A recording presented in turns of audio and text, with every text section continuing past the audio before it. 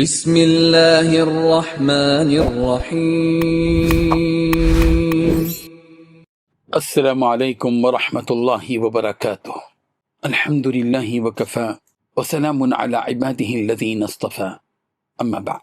حاضرین و ناظرین، یہ درس حدیث نمبر 574 ہے اور آج کا عنوان ہے رعایا کے ساتھ امانت داری اور ذمہ داری کا احساس۔ روایت سماعت کی لیے ترجمے کے بعد تشریح کی جائے گی۔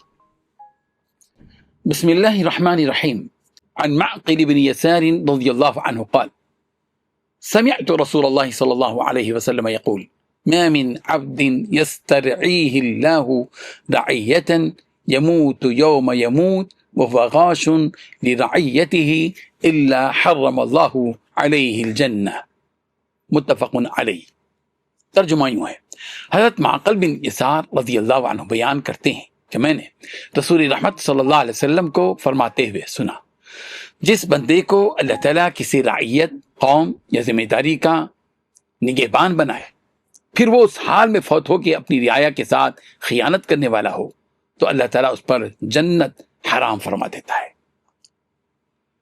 حاضرین و ناظرین، اس مبارک حدیث میں رسول رحمت صلی اللہ علیہ وسلم نے قیادت، ذمہ داری اور امانت کے بارے میں نہایت سخت تنبیہ فرمائی ہے۔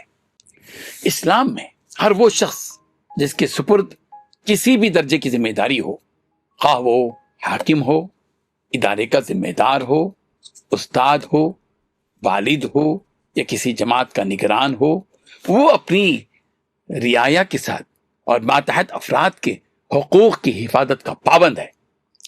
رعایا سے مراد صرف ایک ملک کے شہری نہیں، بلکہ ہر وہ فرد ہے جو کسی کی نگرانی، کفالت یا اختیار میں ہو۔ اگر کوئی شخص اپنے اختیار کا ناجائز فائدہ اٹھائے، لوگوں کے حقوق دبائے، انصاف نہ کرے، ان کی خیر خواہی کے بجائے ذاتی مفاد کو ترجیح دے یا اپنی ذمہ داریوں میں غفلت برتے، تو اللہ تعالیٰ کے نزدیک سخت مجرم ہے۔ رسول رحمت صلی اللہ علیہ وسلم نے واضح فرمایا کہ رعایا کے ساتھ خیانت صرف مالی بدعنوانی کا نام نہیں ہے، بلکہ ہر وہ کوتاہی، ظلم، ناانصافی، دھوکہ، حق تلفی اور بے توجہی بھی خیانت میں شامل ہے، جس سے لوگوں کے حقوق متاثر ہوں۔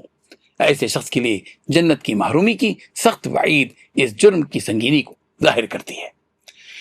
یہ حدیث تمام ذمہ داران کو یہ احساس دلاتی ہے کہ قیادت عزت کا نام نہیں، بلکہ جواب دہی کا نام ہے۔ جواب دہی والا منصب دنیا میں اختیار وقتی ہے، مگر آخرت میں اس کا مکمل حساب دینا ہوگا۔ کامیاب وہی ذمہ دار ہے جو اللہ کے خوف کے ساتھ اپنی ذمہ داریاں ادا کرے، انصاف قائم کرے، رعیت کی خیر خواہی کرے اور ہر معاملے میں امانت و دیانت کو مقدم رکھے۔ اس حدیث سے معلوم ہوا کہ ذمہ داری اللہ تعالیٰ کی امانت ہے اور اس میں خیانت انتہائی سنگین گناہ ہے۔ یہ بھی معلوم ہوا کہ قیادت کا اصلی مقصد لوگوں کی خدمت ہے، خیر خواہی ہے اور ان کے حقوق کی حفاظت کرنا ہے۔ نیز ہر ذمہ دار شخص کو اپنے تمام فیصلوں اور اعمال کے بارے میں قیامت کے دن اللہ کے سامنے جواب دہ ہونا ہے۔